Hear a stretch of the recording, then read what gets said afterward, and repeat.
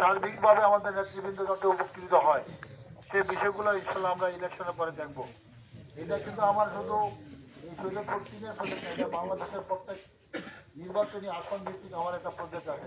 নাহলে আমাদের আপনাদের সবার নেতা জনাব তারেক রহমানের সাথে আমার এই বিষয়ে আমরা একটা প্রজেক্ট আছে, যেটা আমরা আজকে তো আপনাদের বললাম।